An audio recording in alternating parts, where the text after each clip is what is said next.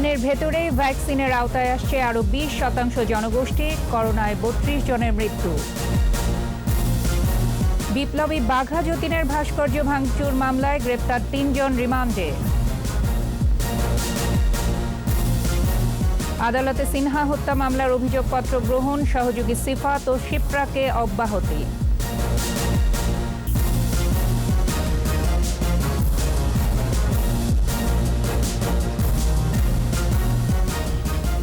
শুনছিলেন first security ইসলামী bank limited সংবাদ শিরোনাম। আমন্ত্রণ জানাচ্ছি 21 দেশের সংবাদের সঙ্গে আছি আমি ফারজানা আখি। দর্শক, 21 টেলিভিশনের সংবাদ একই সাথে সরাসরি দেখতে পাবেন আমাদের ফেসবুক পেজ www.facebook.com/2124 অনলাইনে। অক্সফোর্ডে 3 কোটি ডোজ ছাড়াও কোভ্যাক্স উদ্যোগে টিকা পাবে বাংলাদেশ। এই টিকা দেশে আসবে আগামী বছরের মে-জুন মাস নাগাদ। আর ডোজ সংখ্যা হবে অন্তত 6,80,00,000। মন্ত্রিসভার নিয়মিত বৈঠকে এসব বিষয় অবহিত করা হয় স্বাস্থ্য মন্ত্রণালয়ের পক্ষ থেকে। আর এই টিকা কার্যক্রম পরিচালনায় এখন পর্যন্ত ইপিআই এর জনবল ব্যবহারকে অগ্রাধিকার দেওয়া হচ্ছে। প্রধানমন্ত্রী শেখ হাসিনার সভাপতিত্বে মন্ত্রিসভার নিয়মিত বৈঠকে এসব বিষয় আলোচিত হয়। রিপোর্টে আরো জানাচ্ছেন মোহাম্মদ নুরুন নবী। সবকিছু ঠিক থাকলে অক্সফোর্ডের 3 কোটি ডোজ ভ্যাকসিন বাংলাদেশে আসবে জানুয়ারির শেষ নাগাদ। এর পরপরই Gavi coalition for epidemic preparedness innovation CEPI এবং বিশ্ব স্বাস্থ্য সংস্থার যৌথ উদ্যোগে কোভ্যাক্সের টিকা আসবে বাংলাদেশে। পাবে অন্যান্য দেশের মতোই জনগোষ্ঠীর 20%। প্রধানমন্ত্রী শেখ হাসিনার সভাপতিত্বে মন্ত্রিসভার নিয়মিত বৈঠকে ভ্যাকসিন বিষয়ে প্রস্তুতির সবকিছু গুরুত্বের সাথে আলোচিত হয়। গণভবন থেকে মন্ত্রিপরিষদ বিভাগে ভার্চুয়াল প্ল্যাটফর্মে যুক্ত হন প্রধানমন্ত্রী। পরে সচিবালয়ে সাংবাদিকদের অবহিত করেন মন্ত্রিপরিষদ সচিব। ভ্যাকসিনের কথা বলছেন যে আশা করা যায় জানুয়ারির শেষ দিকের বা ফেব্রুয়ারির প্রথম দিকে হয়তো ভ্যাকসিন আমরা পেয়ে যাব, এবং এই জন্য গ্রাসরুট লেভেল পর্যন্ত সবাইকে ট্রেনিং দেওয়া অলরেডি শুরু করে দেওয়া হয়েছে। ইপিআইয়ের যে একটা ব্যাপক কার্যক্রম আছে সেই চেনটাকে মেইনলি ইউজ করতে চাচ্ছেন, বিভিন্ন হাসপাতালগুলি ইউজ করতে চাচ্ছেন এবং প্রাইভেট সেক্টরের হাসপাতালগুলি ইউজ করতে চাচ্ছেন। ইপিআইয়ের স্ট্রাকচারটা যেভাবে আমরা ইপিআইয়ের ভ্যাকসিন দেই সেইভাবে ভ্যাকসিনটাকে আমরা ওনারা আমাদের হেলথ মিনিস্ট্রি বা হেলথ অ্যাডমিনিস্ট্রেশন থেকে সেটাই করা হচ্ছে। জানান ভ্যাকসিনের সাথে মাস্ক ব্যবহারেরও কঠোর হওয়ার নির্দেশনা দিয়েছেন প্রধানমন্ত্রী। কোভ্যাক্সের মাধ্যমে যেটা আসবে সেটা আজকে বললেন যে মে-জুন মাসের মধ্যে আরও 4 কোটি ইনশাল্লাহ চলে আসে। 1.5 কোটি আর 4 কোটি যদি আসে 5.5 কোটির হিসাব দিচ্ছেন না, উনি 3 কোটি মানুষের জন্য বলছেন, 20% বলছেন যে দুইটা মিলে আমাদের 20% হয়ে যাবে, তার মানে 3 কোটি মানুষের জন্য বলছেন। বৈঠকে কৃষিপণ্যের মান নিয়ন্ত্রণ ও মানব স্বাস্থ্যের নিরাপত্তার বিষয় নিশ্চিত করতে বাংলাদেশ গুড এগ্রিকালচারাল প্র্যাকটিসেস নীতিমালার অনুমোদন দেওয়া হয়। উত্তম কৃষি চর্চা, গুড এগ্রিকালচারাল প্র্যাকটিস অনুসরণ করা প্রয়োজন, এবং এটা আমাদের ইন্টারন্যাশনাল বিভিন্ন অর্গানাইজেশন দেশ এবং যারা আমাদের এখান থেকে ক্রয় করে তারাও বারবার আমাদেরকে এই বিষয়ে তাগিদ দিচ্ছে। এছাড়া একাদশ জাতীয় সংসদের 2021 সালের প্রথম অধিবেশনে রাষ্ট্রপতির ভাষণের খসড়ার অনুমোদন দিয়েছে মন্ত্রিসভা। নীতিগত অনুমোদন পেয়েছে কুড়িগ্রাম কৃষি বিশ্ববিদ্যালয় আইন। মোহাম্মদ নুরুন নবী, 21 টেলিভিশন, ঢাকা। কোভিড প্রসঙ্গ। কোভিড-19-এ 24 ঘন্টায় দেশে আরও 32 জনের মৃত্যু হয়েছে। এর মধ্যে 60 21 জন। মৃতের সংখ্যা বেড়ে 7,312। কমছে দৈনিক সংক্রমণ হার। স্বাস্থ্য অধিদপ্তরের তথ্য অনুযায়ী 160টি ল্যাবে করোনা পরীক্ষা হয়েছে 15,369। এর মধ্যে 1,470 জনের শরীরে কোভিড-19-এর উপস্থিতি পাওয়া গেছে। মোট শনাক্ত 5,02,183। নতুন 2,167 জন সহ সুস্থ হয়েছে 4,39,694 জন। দৈনিক সংক্রমণ হার 9.38%। দেশে করোনায় মৃত্যুহার 1.46%।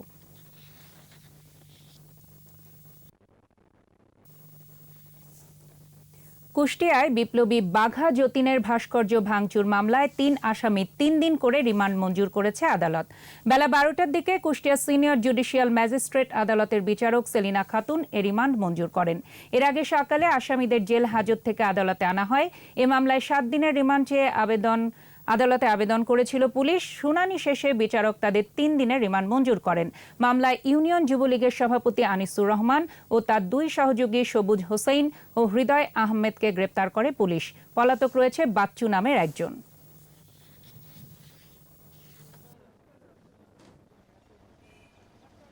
মাননীয় আদালত উভয় পক্ষকে শুনেছেন, শুনে আসামিদের প্রত্যেক আসামিরই রিমান্ড আবেদন 72 ঘন্টা মঞ্জুর করেছেন। আমরা এতে খুশি।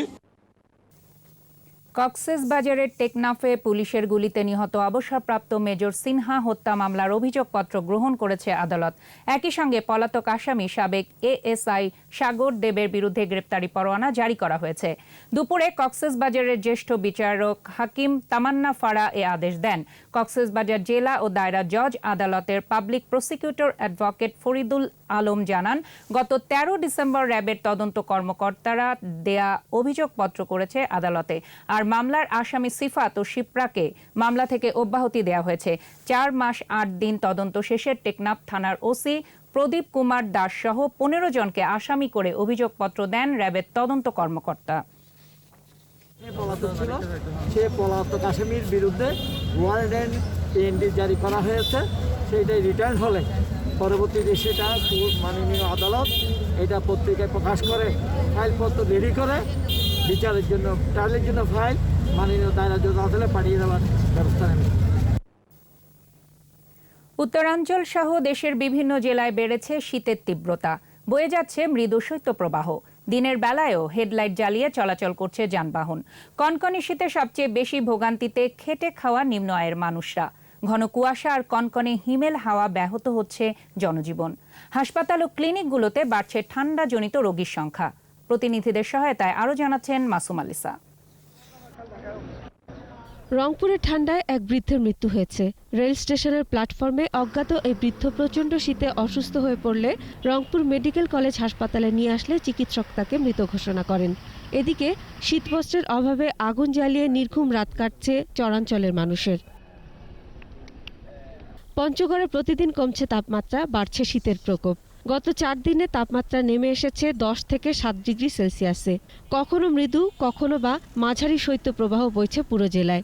তেঁতুলিয়া আবহাওয়া অধিদপ্তর জানায়, সোমবার সর্বনিম্ন তাপমাত্রা রেকর্ড করা হয় 7.5 ডিগ্রি। দিনাজপুরের হিলিতে ঘন কুয়াশা ও হিমেল বাতাস শীতের মাত্রাকে আরও তীব্র করে তুলেছে। বিপাকে পড়েছেন ছিন্নমূল ও শ্রমজীবী মানুষেরা। মৃদু শৈত্যপ্রবাহ থাকলেও কিছুটা তাপমাত্রা বৃদ্ধি পেয়েছে উত্তরের জেলা নীলফামারীতে। সরকারিভাবে জেলায় 29,500 কম্বল এবং আরও ক্রয়ের জন্য নগদ 36 লাখ টাকা বরাদ্দ দেওয়া হয়েছে। নাটোরে মৃদু শৈত্যপ্রবাহ অব্যাহত রয়েছে। ঠান্ডার হাত থেকে রক্ষা পেতে মানুষ ছুটছে গরম পোশাকের দোকানগুলোতে। উত্তরের জনপদ গাইবান্ধায় শীতের প্রকোপ বেড়েই চলেছে। কৃষিতে পড়েছে প্রভাব। অতিরিক্ত ঠান্ডা ও ঘন কুয়াশায় ক্ষতির মুখে ভুট্টা সহ শীতকালীন মৌসুমি শাকসবজি। সকল ধরনের শাকসবজির উপর বিরূপ প্রভাব পড়ছে। ঠান্ডার দাপটে বিপর্যস্ত সীমান্তবর্তী লালমনিরহাটের স্বাভাবিক জনজীবন।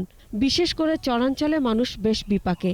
ঠান্ডার কারণে গবাদি পশু পালনেও হিমশিম খেতে হচ্ছে তাদের। দুপুরে আগুন পোয়াতে যায়, কাজকর্ম কখন কি খাই, কিভাবে চলাফেরা করি। ঠান্ডাতে ঘরটি বের হয় না, কামাই তো করার লাগে, কি খাই। বুড়া মানুষ আমরা কাজ কামাই তো কিছু করবাই না। খুলনায় শীত যত বাড়ছে ততই বাড়ছে নিউমোনিয়া, শ্বাসকষ্ট ও ঠান্ডাজনিত কারণে ডায়রিয়া সহ নানা রোগ। আক্রান্ত বেশি হচ্ছে শিশুরা। প্রায় 30 থেকে 40% রোগী শ্বাসকষ্ট, সর্দি, কাশি, জ্বর এগুলো নিয়ে আসছে। বলছে বুকে নিউমোনিয়া হয়েছে, পাতলা পায়খানা করতেছে। রাজবাড়ীতে গত কয়েকদিন ধরে শীতের তীব্রতা বেড়েছে। সেই সঙ্গে হাসপাতালে বেড়েছে ঠান্ডাজনিত কারণে রোগীদের ভিড়। মাসুম আলিসা, 21 টেলিভিশন। সিরাজগঞ্জের সয়দাবাদে অর্থের বিনিময়ে ধনী ব্যক্তিদের ভূমিহীন বানিয়ে খাস জমি বন্দোবস্ত দেওয়ার অভিযোগ উঠেছে। কেউ কেউ আবার জমি বরাদ্দ নিয়ে বিক্রিও করে দিয়েছেন। আর ভূমিহীনরা বলছেন ঘুষ দিয়েও জমি পায়নি তারা। সিরাজগঞ্জ প্রতিনিধি স্বপন মির্জার রিপোর্ট জানাচ্ছেন মাসুম আলিসা। সয়দাবাদ ইউনিয়নের বড় শিমুল, পঞ্চসোনা সহ আশেপাশের মৌজার 46 বিঘা খাস জমি 90 জনকে বরাদ্দ দেয়া হয়। এদের মধ্যে আছেন পঞ্চসোনা মৌজার গোলবার শেখ ও খাস বড় শিমুলের জাহাঙ্গীর আলম। অভিযোগ, এই দুজনই বিত্তশালী। শুধু তারাই নয়, এমন আরও 78 জন বরাদ্দ পেয়েছেন খাস জমি। পূর্বের থেকে খাস হয়েছিল, সিএসএ আসছিল খাস, এসেও খাস, আর এসেও খাস, সেটা আমি পাইছি, আমরা ছেলে পাইছি। এই জায়গাটা কিভাবে পাইছেন আপনি? ওই যে ভূমিহীন সরকার থেকে ছাড়ছিল, এই ভূমিহীন হিসাবে আমার গরিব আন্দাজে এই জন্য দিচ্ছে। কয় ডিসিমাল টাকা পাইছেন? 37 ডিসিমাল টাকা। অথচ পঞ্চসোনার হতদরিদ্র কোরবান আলী দীর্ঘদিন ধরে 31% খাস জমিতে বসবাস করে আসলেও বরাদ্দ পাননি। 5.5 লক্ষ টাকা নিছে, টাকা নিয়ে আমাকে রেজিস্ট্রি দিয়ে দিছে। কেডা কার কাছ থেকে নিছেন? ওই নিচে হলো রিকবল আর হামিদুল, ওরা নিচে ওই সরকারের কাছ থেকে ভূমিহীনদের। অভিযোগ, উপজেলা ভূমি অফিসের কিছু দুর্নীতিবাজ কর্মকর্তা কর্মচারী ঘুষের দাবি মেটাতে না পারলে জমির বরাদ্দ পাওয়া যায়নি। যারা ভূমিহীন না তারাই তো পাইছে জমি। 35,000 টাকা দিতে হয়েছি, কাগজপাতি সবকিছু ঠিক হয়েছে, খালি আল্লাহ আমাকে একটু দলিল দিব, এই দলিলও দিতেছে না। খাস জমি বন্দোবস্ত নিয়ে অনিয়মের বিষয়ে জানতে অফিসে গিয়ে সার্ভেয়ার সেলিম হোসেনকে পাওয়া যায়নি, তবে ফোনে অভিযোগ অস্বীকার করেন তিনি। আমাদের কোনো কিছু করার থাকে না, এটা হচ্ছে যারা হলো কর্তৃপক্ষ থাকে তাদের সাথে সংশ্লিষ্ট হলো মিটিং এ সংশ্লিষ্ট অনেক লোকজন থাকে, তারা যদি অনুমতি দেয় তাহলে রেজুলেশন হবে, নাহলে না হবে। স্থানীয় প্রশাসন বলছে অভিযোগ খতিয়ে দেখা হচ্ছে। আমাদের কাছে যদি সুনির্দিষ্ট অভিযোগ আসে তাহলে আমরা বিষয়টি তদন্ত করে যারা দায়ী যারা আছেন তাদের বিরুদ্ধে আমরা ব্যবস্থা নেব। সরকারি খাস জমি বন্দোবস্তে অনিয়মের সাথে জড়িতদের বিরুদ্ধে দ্রুত ব্যবস্থা নেয়ার দাবি ভূমিহীনদের। Masum Alisa, 21 television. No mask no service বিধি মেনে চলুন, সুস্থ থাকুন। বিরতি নিচ্ছি, যখন ফিরছি তখন অন্যান্য খবরের সঙ্গে আরও যা থাকবে। গৃহকর্মীর বেশে স্বর্ণ ও অর্থ চুরি, চক্রের এক সদস্য গ্রেপ্তার।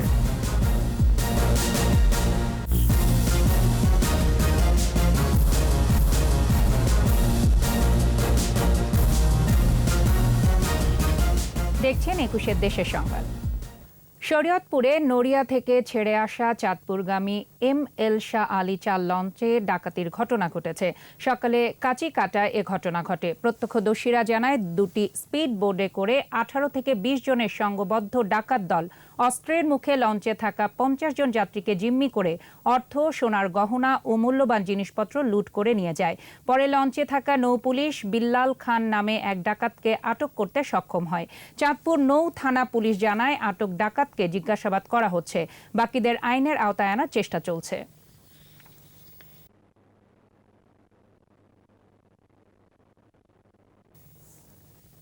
রাজশাহীতে 4 কেজি 185 গ্রাম হেরোইন সহ 2 জনকে গ্রেপ্তার করেছে র্যাব। রোববার রাতে নগরের কোর্ট স্টেশন এলাকা থেকে হেরোইন সহ তাদের গ্রেপ্তার করা হয়।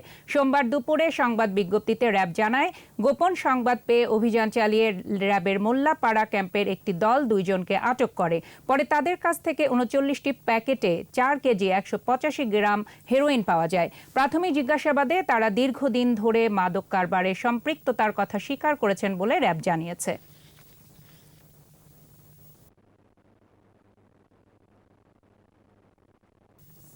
ঠাকুরগাঁওয়ের শহীদ বুদ্ধিজীবী গোলাম মোস্তফার নেই কোনো স্মৃতিস্তম্ভ। জেলার অনেক বধ্যভূমিও সংরক্ষণের অভাবে বিলীন হয়ে যাচ্ছে।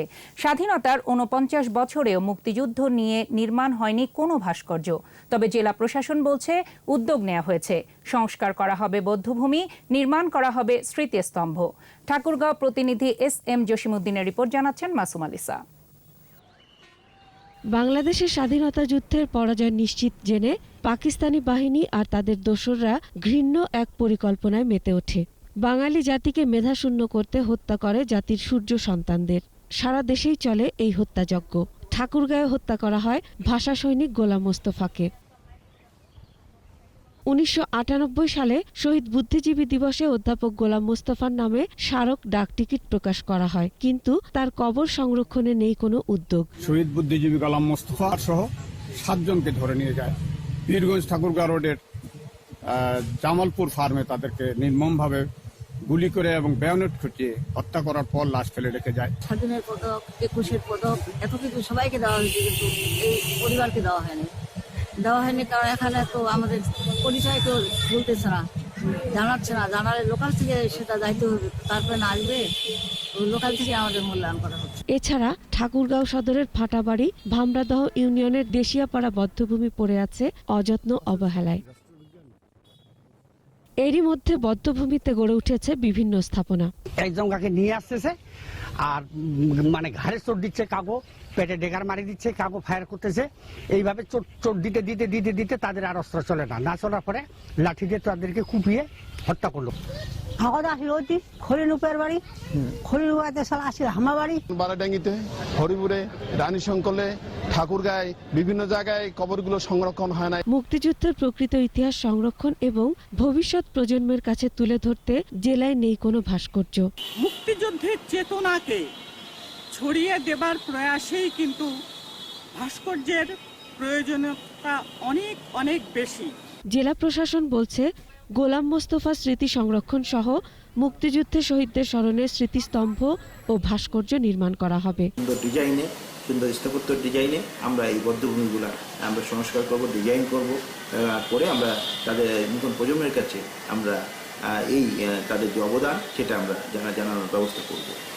একই সঙ্গে আমাদের যে বুদ্ধিজীবী শহীদ মোস্তফা আছেন তার পরিবার এবং তার সমাধি সংস্কারের জন্য উপজেলা প্রশাসনকে আমরা নির্দেশনা দিয়েছি।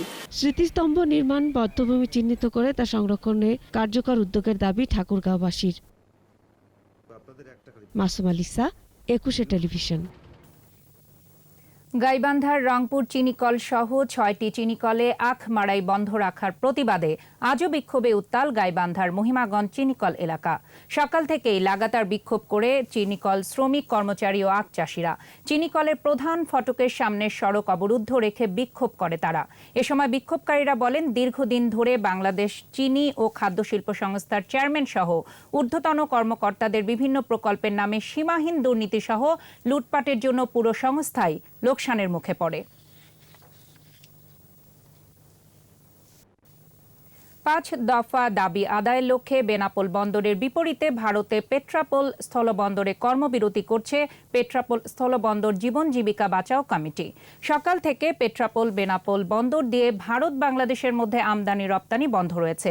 এর আগে শ্রমিকরা দাবি আদায়ে 21 ডিসেম্বর সোমবার পর্যন্ত সময়সীমা বেঁধে দিয়েছিল। কোনো সাড়া না পেয়ে আজ সকাল থেকে সবকিছু বন্ধ করে দেয় শ্রমিকরা। এর ফলে দুদেশের বন্দরে শত শত পণ্যবাহী ট্রাক আটকা পড়েছে।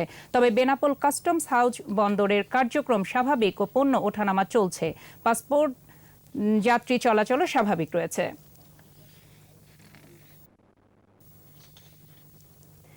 মরমী গায়ক হাসুন রাজার 166তম জন্মবার্ষিকী আজ। এ উপলক্ষে জেলা শিল্পকলা একাডেমি 5 দিন ব্যাপী ভার্চুয়াল সাংস্কৃতিক অনুষ্ঠানের আয়োজন করেছে। 1854 সালের 21 ডিসেম্বর সুনামগঞ্জ শহরের লক্ষণশ্রীর ধনাঢ্য জমিদার পরিবারে জন্ম নেন তিনি। 1922 সালের 6 ডিসেম্বর মৃত্যুবরণ করেন তিনি। এই মরমী সাধক প্রায় কয়েকশো গান রচনা করেন। তার জীবন দর্শন ও গানের চর্চা সাধারণ মানুষের কাছে পৌঁছে দিতে হাসুন রাজা একাডেমি স্থাপনের দাবি সংস্কৃতি কর্মীদের।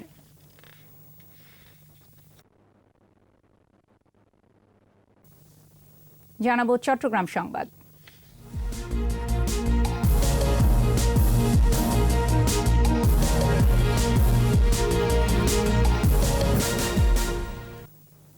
চট্টগ্রামে গৃহকর্মীর পরিচয়ের আড়ালে দীর্ঘদিন ধরে স্বর্ণ ও অর্থ চুরি করছিল একটি চক্র। রোববার এই চক্রের এক সদস্যকে গ্রেপ্তারের পর বের হয়ে আসে এমন অপরাধের তথ্য। আটক গৃহকর্মীর কাছ থেকে উদ্ধার করা হয় 20 ভরি স্বর্ণ ও নগদ 5 লাখ টাকা।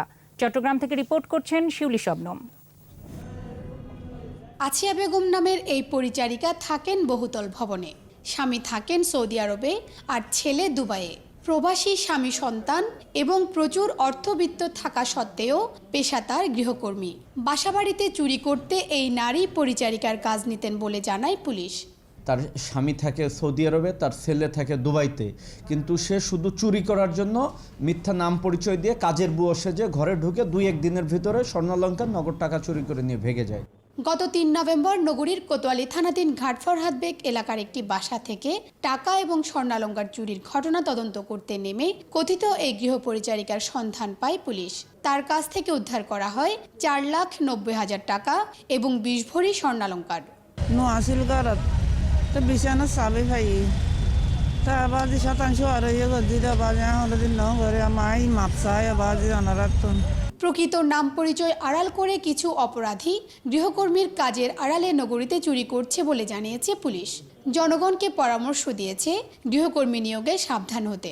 নগরবাসীকে আহ্বান জানাবো, এই বিশেষ করে গৃহপরিচারিকা বা বাড়িতে কাজের লোক রাখার ক্ষেত্রে পুলিশের সহায়তা নিতে। কারণ কাকে রাখছে, তার ব্যাকগ্রাউন্ড সব কিন্তু পুলিশের সহায়তা নিলে, পুলিশকে ইনফর্ম করলে পুলিশ তাদের এই ভেরিফিকেশনটা এবং তাদের ব্যাকগ্রাউন্ডটা তদন্ত করে জানিয়ে দিতে পারবে। আটক আছিয়া বেগমের প্রকৃত নাম বিবি কুলসুম। তার গ্রামের বাড়ি চট্টগ্রামের লোহাগাড়ায় বলে জানিয়েছে পুলিশ। শিউলি শবনম, একুশে টেলিভিশন, চট্টগ্রাম। সিটি কর্পোরেশনের কার্যক্রমকে গতিশীল করতে নাগরিকদের পৌর কর পরিষদের আহ্বান জানিয়েছেন চট্টগ্রাম সিটি কর্পোরেশনের প্রধান নির্বাহী কর্মকর্তা কাজী মোহাম্মদ মোজাম্মেল হক। চট্টগ্রাম সিটি কর্পোরেশন রাজস্ব সার্কেল 6 আয়োজিত স্পোর্ট হোল্ডিং ট্যাক্স ও ট্রেড লাইসেন্স প্রদান অনুষ্ঠানে তিনি কথা বলেন। তিনি আরও বলেন, পৌর কর থেকে পাওয়া টাকা দিয়ে নাগরিকদের 28 ধরনের সেবা দেয়া হয়। জনগণ যাতে নাগরিক সেবা থেকে বঞ্চিত না হয় সেজন্য সিটি কর্পোরেশনের কর্মকর্তা কর্মচারীদেরও খেয়াল রাখার কথা বলেন।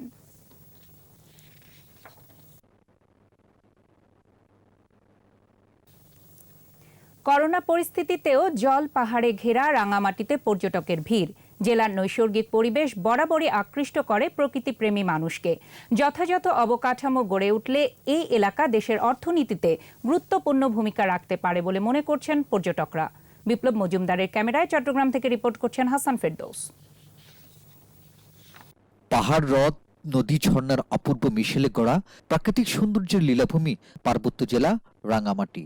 পাহাড়ের জীববৈচিত্র্য আর কাপ্তাই লেকের অপূর্ব সৌন্দর্যে মুগ্ধ পর্যটকরা। করোনা মহামারীর মধ্যেও শীতের শুরুতেই দেশের বিভিন্ন প্রান্ত থেকে রাঙামাটিতে আসছেন পর্যটকরা। খুব ভালো লাগছে। আসলে আমি আগে রাঙামাটির ইউটিউবে দেখেছি, অনেক দেখেই এখানে এসেছি। প্রাকৃতিক সৌন্দর্য থেকে হচ্ছে অন্যতম, যেহেতু সবুজ ঘেরা, প্লাস আমার কাছে খুব ভালো লাগছে। আসলে এত সুন্দর প্রাকৃতিক নৈসর্গিক দৃশ্য, তো আমাদের হচ্ছে এটা রক্ষণাবেক্ষণ করা। আমাদের অনেক ভালো লাগতেছে। আসলে এখানে না আসলে বুঝতেই পারতাম না যে এখানকার প্রকৃতি এত সুন্দর। এদিকে পর্যটন অবকাঠামোর ঘাটতির অভিযোগ পর্যটকদের। নিসর্গ কন্যা রাঙামাটিকে আরো আকর্ষণীয় করে গড়ে তোলার দাবি তাদের।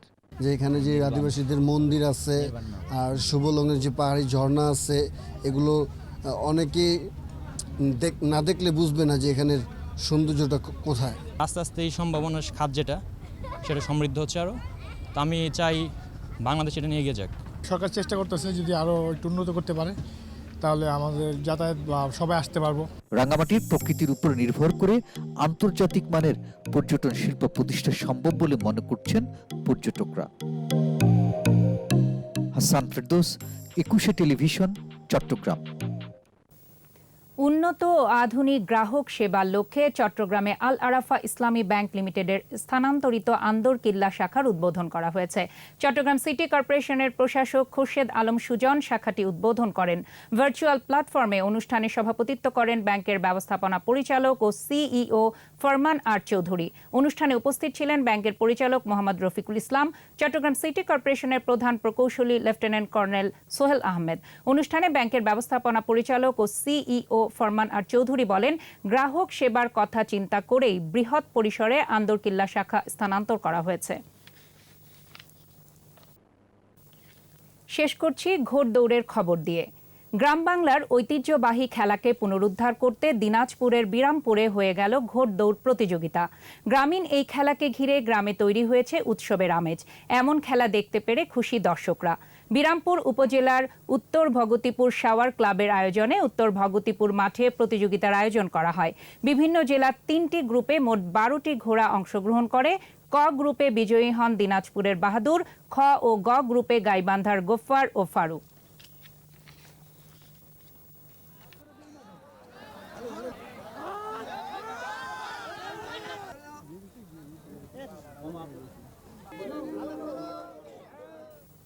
আর এরই সাথে শেষ করছি 21 দেশের সংবাদ। তবে যাবার আগে ফার্স্ট সিকিউরিটি ইসলামী ব্যাংক লিমিটেড সংবাদ শিরোনামগুলো জানাচ্ছি আরও একবার।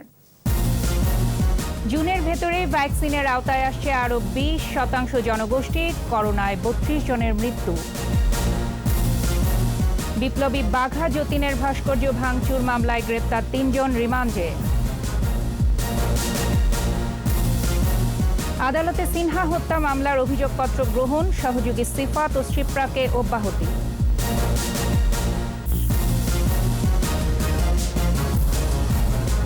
সর্বশেষ খবর জানতে ডায়াল করুন 2021 নম্বরে আর ভিজিট করুন 21-tv.com এই ওয়েবসাইটে। এছাড়া ফেসবুকে লগ ইন করতে পারেন facebook.com/2124 অনলাইনে। এতক্ষণ সঙ্গে থাকার জন্য ধন্যবাদ। পরবর্তী সংবাদ সন্ধ্যা 7টায় দেখার আমন্ত্রণ রইল। স্বাস্থ্যবিধি মেনে চলুন, সুস্থ থাকুন, 21-এর সাথেই থাকুন।